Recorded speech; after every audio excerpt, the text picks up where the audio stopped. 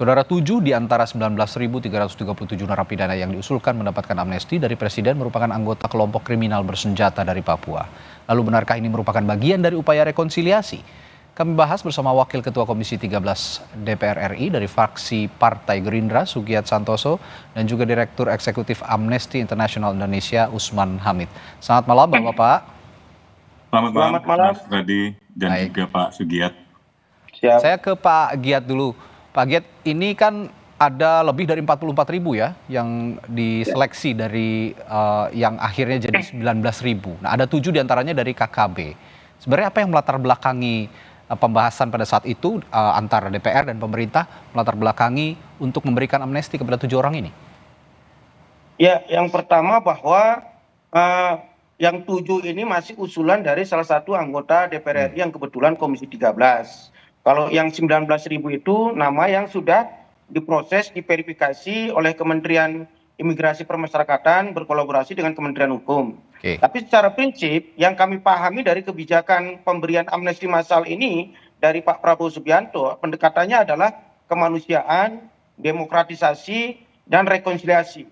Tadi sudah dikatakan bahwa ketika kemarin rapat kerja dengan Kementerian Hukum yang juga dilanjutkan dengan Kementerian Imigrasi dan Permasyarakatan, kalau pendekatannya adalah kemanusiaan, kategorinya adalah misalnya warga binaan yang berusia 70 tahun misalnya. Itu secara kemanusiaan alangkah lebih baiknya jika dia bisa berkumpul dengan keluarga, apalagi kalau sudah dianggap berkelakuan baik kan.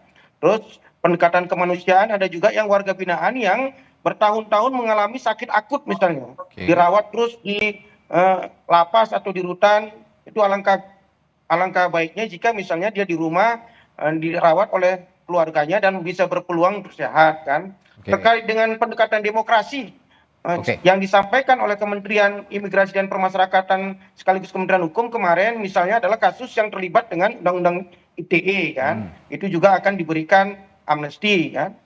Nah, terkait dengan rekonsiliasi, kalau yang 7 napi tadi, saya pikir pendekatan kemanusiaan tidak bisa karena mereka rata-rata masih usia produktif kan. Yang kedua, pendekatan demokrasi mungkin nanti bisa dikaji oleh pemerintah kan. Atau pendekatan rekonsiliasi. Kalau pendekatan rekonsiliasi, saya pikir ini yang menjadi kewenangan otoritas karena pasti pemerintah yang punya data fakta di lapangan bagaimana situasi kondisi di Papua.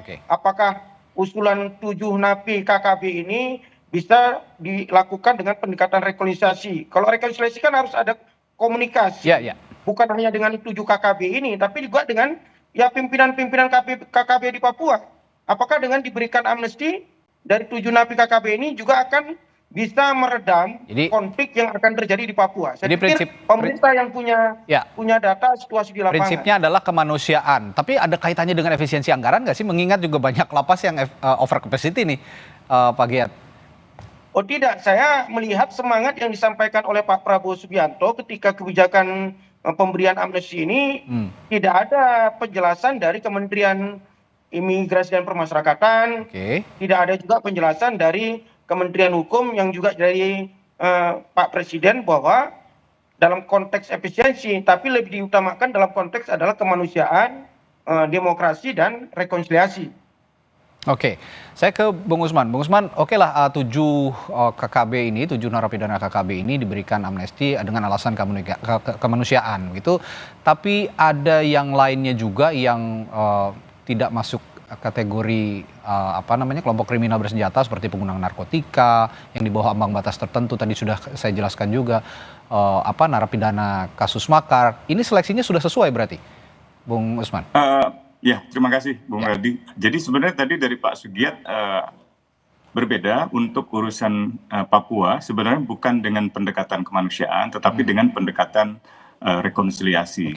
Nah, saya kira perspektif itu perlu dilanjutkan, dan saya setuju dengan Pak Sugiat bahwa memang perlu ada komunikasi tingkat tinggi dengan pimpinan kelompok pro kemerdekaan di Papua. Nah, mungkin saya lebih ingin menyebutnya bukan KKB, karena KKB itu kan istilah dari pemerintah sendiri untuk melabelisasi kelompok-kelompok yang melakukan tindakan bersenjata di Papua. Tapi kalau mau membicarakan tentang rekonsiliasi politik, tentu bicara tentang aktor politik yang akan diajak rekonsiliasi oleh pemerintah. Dan tentu dalam hal ini Organisasi Papua Merdeka atau OPM, dan barisan bersenjatanya disebut sebagai TPNPB, Tentara Pembebasan Nasional Papua Barat. Nah, pada prinsipnya pendekatan rekonsiliasi ini sebenarnya pernah digunakan di dalam pengalaman di masa Soekarno maupun di masa Soeharto, di masa Habibie, dan bahkan terakhir di masa SBY. Di masa Soekarno itu terhadap pemberontakan di Sumatera, di Kalimantan, dan juga di Papua. Masa Soeharto di Timur Timur tahun 77 untuk pembangunan nasional alasannya, tapi bukan pendekatan rekonsiliasi.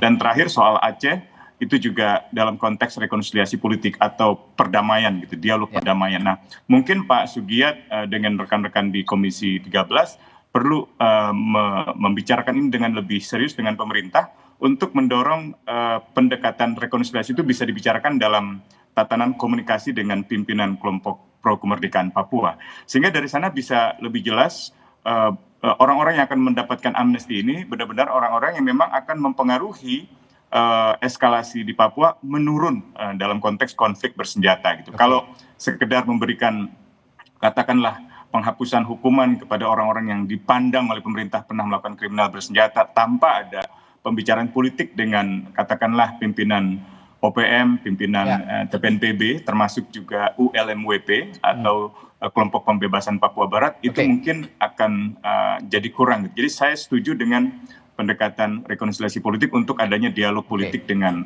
kelompok pro kemerdekaan Papua. Itu dari perspektif rekonsiliasi. Lalu bagaimana dengan dari perspektif human rights atau hak asasi manusia, Bung Usman? Ya, dari perspektif hak asasi manusia tidak boleh ada seseorang yang dipenjarakan atau dihukum karena alasan-alasan politik. Misalnya orang di Papua dipenjara, dihukum karena ia mendukung kemerdekaan, itu tidak boleh. Itu melanggar hak asasi manusia. Tapi kalau saya lihat di dalam kasus yang 7 KKB ini atau 5 orang yang pernah diberikan gerasi oleh Presiden Joko Widodo, itu lebih karena orang-orang itu pernah melakukan tindakan pidana. Mereka mendukung kemerdekaan Papua, tapi dipenjara bukan karena kemerdekaan politik Papua saja, melainkan karena ada unsur kriminalnya. Nah, itu sebenarnya berbeda dengan yang disebut sebagai prisoners of conscience dalam perspektif hak asasi manusia atau tahanan hati nurani. Ada tahanan politik, ada tahanan hati nurani. Tahanan politik bukan hanya soal politik, tapi juga ada unsur kriminalnya. Misalnya ia melakukan tindakan kekerasan bersenjata dengan motif politik itu mungkin bisa disebut sebagai tahanan politik. Nah, untuk memperjelas hal-hal semacam ini, lagi-lagi saya setuju dengan gagasan Pak Sugiat untuk pemerintah membicarakan dengan pimpinan pro kemerdekaan di Papua. Jadi sebenarnya titik beratnya justru ke rekonsiliasi ya kalau untuk namanya KKB, bukan lagi ke kemanusiaan. Kalau kemanusiaan mungkin itu secara global, secara umum untuk narapidana yang memang akan diberikan amnesti. Ada respons? Tergantung dari perspektif kemanusiaan apa. Kan biasanya kalau di dalam pemerintah kemanusiaan itu maksudnya ya ada rasa kasihan, ada rasa iba atas kesehatan dan seterusnya. Tapi kalau dalam perspektif hukum kemanusiaan internasional atau hukum humaniter internasional, maka dia kembali ke dalam pendekatan dialog perdamaian tadi. Gitu. Jadi saya kira itu yang mungkin lebih relevan untuk Papua, Bung Radi. Itu lebih relevan untuk Papua. Respons Anda, Bung Pak Giat? Ya. Halo? Ya, silakan Pak Giat. Respons Anda dari pernyataan Bung Usman tadi bahwa rekonsiliasi yang lebih harusnya dititik beratkan dalam konteks KKB yang diberikan amnesti ini. Kalau saya sepakat, semangatnya sepakat bahwa rekonsiliasi itu kan harus dua pihak gitu. Kalau terkait dengan pendekatan kemanusiaan, pemerintah lah yang memberikan kepada warga binaan yang tadi usia lanjut, sakit dan sebagainya. Tapi kalau rekonsiliasi itu pendekatannya harus dua pihak.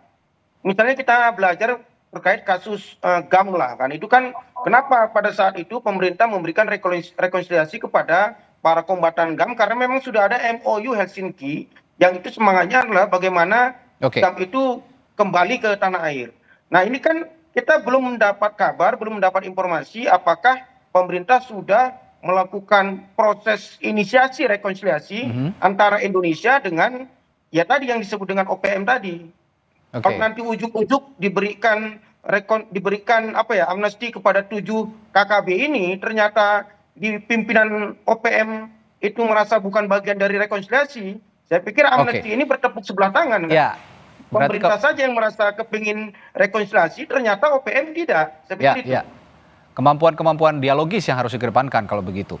Pak Giat, kita tinggalkan KKB, tapi saya juga ingin bertanya soal kategori narapidana. Secara umum tadi ada sekitar 19.000 lebih yang juga masuk dalam rencana pemberian amnesti. Apakah kategori narapidana yang diberikan amnesti ini sudah sesuai dengan aturan sejauh ini menurut Anda? Kalau misalnya terkait dengan pengguna narkotika yang bukan bandar, kalau kita lihat revisi Undang-Undang KUHP yang akan diterapkan di tahun 2026, memang para narapidana yang itu adalah pemakai narkoba dan sudah dipastikan dia bukan bandar, dia adalah korban. Negara menganggap dia bukan pelaku kejahatan tapi korban dari kejahatan. Makanya kalau di 2026 nanti pemakai narkoba itu hanya diwajibkan rehabilitasi. Tidak mesti ditahan. Itu saya pikir kalau tadi dari data itu kan yang paling banyak adalah pemakai narkoba sekitar 18.000. Saya pikir masuklah Bang kan. Yang kedua, kalau terkait dengan undang-undang ITE, saya pikir ini pendekatannya adalah demokrasi. Sama seperti yang dikatakan oleh Bang Usman, tidak boleh negara itu menghukum warganya karena perbedaan sikap politik atau perbedaan dalam memandang kebijakan negara. Saya pikir pendekatan demokrasi itu bisa diterapkan dalam konteks memberi amnesti kepada para korban undang-undang ITE. Saya pikir wajarlah kan. Yang kedua, yang ketiga, yang berikutnya, misalnya warga binaan yang usia 70 tahun. Kalau 70 tahun itu Bang, saya pikir yang ngapain lagi di penjara kan? ya tinggal menunggu. Saya pikir ya lebih bagus mereka di sisa-sisa usianya berkumpul dengan keluarga, itu bisa akan memberikan mereka dampak positif bagi jiwa raga mereka. Saya pikir itu pendekatannya ada kemanusiaan. Itu juga dengan yang sakit akut misalnya. Mengapa ini saya tanyakan? Karena juga jangan sampai mereka juga diberikan amnesti, keluar dari tahanan, berulah kembali. Gimana nih Bung Usman? Sebentar Pak. Gimana? Sebentar Bang. Saya pikir Kementerian Hukum dan Kementerian Imigrasi Permasyarakatan cukup berhati-hati untuk katakanlah menyaring dari target 44.000 lebih tadi. Bayangkan kalau ini tidak dilakukan kehati-hatian, saya pikir sudah jebol itu 44.000 itu. Saya mengapresiasi apa yang sudah dilakukan oleh Kementerian Hukum dan Kementerian Imigrasi Permasyarakatan untuk berhati-hati sampai pada tahap ini masih 19.000 sekian. Bagaimana Bung Usman pandangan Anda soal yang tadi yang saya tanyakan? Mengenai apakah mereka akan berulang lagi di dalam melakukan perbuatannya, tentu itu akan sangat tergantung dari penilaian pemerintah. Pemerintah akan melihat rekam jejaknya, akan juga punya kewajiban untuk melakukan pengawasan terhadap mereka dan seterusnya. Nah, yang kedua, saya kira pendekatan untuk memastikan mereka bebas atau tidak dengan amnesti bisa diukur dari jenis tindak pidananya.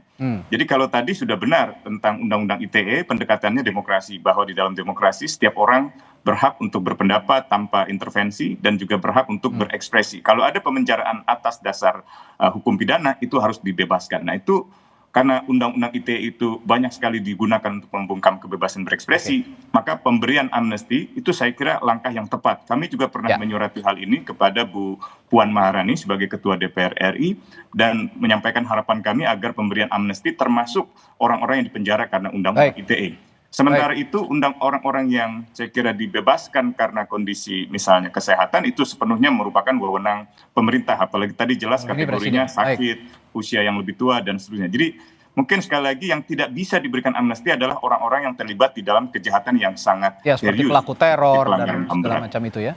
Nah ini sekali lagi berarti bahasan kita malam ini, kalau memang diberikan amnesti, prinsip kehati-hatian yang harus juga dikedepankan, termasuk kalau memang ada prinsip kemanusiaan dipertimbangkan sedemikian rupa supaya benar-benar bisa bermanfaat ketika orang-orang yang dibebaskan ini ketika dibebaskan dari tahanan, dan tadi prinsip rekonsiliasi harus dikedepankan juga, dialogis, kemampuan dialogis antara pemerintah dan pihak-pihak yang berkepentingan. Terima kasih Bung Usman, Pak Giat telah bergabung bersama kami di Sapa Indonesia Malam. Sampai jumpa lagi.